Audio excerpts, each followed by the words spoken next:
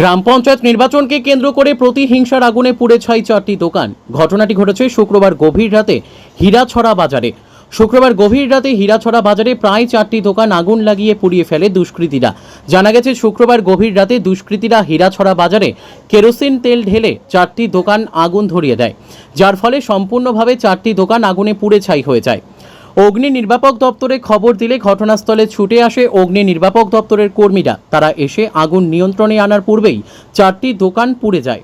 খবর পেয়ে ঘটনাস্থলে ছুটে আসে ইরানি থানার বিশাল পুলিশ ও টিএসআর বাহিনী। ইমরান আলী নামে এক দোকানদার জানান, তিনি এই এলাকায় দীর্ঘ কয়েক বছর ধরে দোকান নিয়ে আসছেন।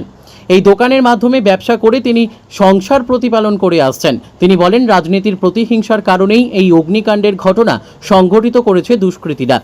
তাই প্রশাসন যাতে দোষীদের আইনের আওতায় এনে উপযুক্ত শাস্তি প্রদান করে। এই ঘটনাকে কেন্দ্র করে হীরাছড়া এলাকায় তীব্র উত্তেজনা বিরাজ করছে।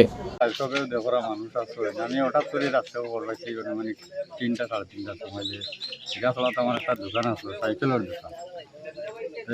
আমার কাছে খারাপ ফোন দিছে যে তোমার দোকানটা আগুনে জ্বলে। আমার বাড়ি একটু দূরই, আমি আইতে যাচ্ছি যে আইয়া ফায়ার ব্রিগেড কেন ফায়ার ব্রিগেডে নিমাইছে, তবে নিমাইয়া কোনো ফায়দা হয়েছে না। আমার মানে কিচ্ছু আর করতে পারছি না, সম্পূর্ণ জিনিস জ্বলে গেছে।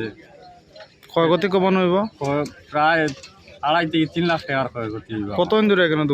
Bureau report, news daily Bharat.